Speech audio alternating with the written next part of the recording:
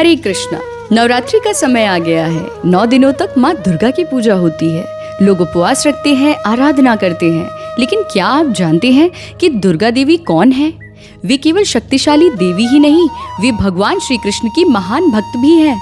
उनका कार्य है भक्तों की रक्षा करना और असुरों का नाश करना। नवरात्रि के 9 दिन इसी स्मरण के लिए हैं कि भक्ति का मार्ग आसान नहीं है।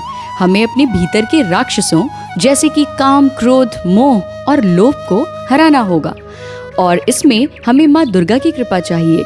श्रीमद् भागवतम में वर्णन आता है कि जब श्री कृष्ण प्रकट हुए तो योग माया यानी दुर्गा माँ भी प्रकट हुई। वे केवल शक्ति की देवी ही नहीं बल्कि भगवान श्री कृष्ण की शाश्वत सेविका भी हैं। यहाँ तक कि वृंदावन की गोपियाँ भी दुर्गा माता की कात्यायनी रूप की पूजा करती थीं। पर उन्होंने क्या मांगा? धन, पद, सफलता?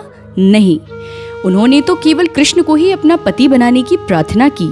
इससे स्पष्ट होता है कि माँ दुर्गा की पूजा का असली उद्देश्य है भगवान श्री कृष्ण की प्राप्ति।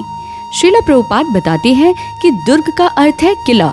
यह संसार जन्म मरण का एक किला ही तो है और माँ दुर्गा उसकी द्वारपाल है।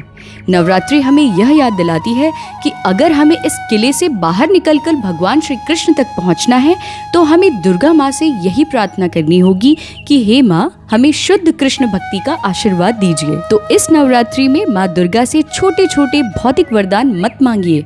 वे हमारी सच्ची माँ हैं। वे जानती है कि हमारे लिए क्या सर्वोत्तम है। उनसे सबसे बड़ा वरदान मांगिए कृष्ण भावनामृत का, भगवान श्री कृष्ण की भक्ति। यही है जीवन का असली धन। हरे कृष्णा।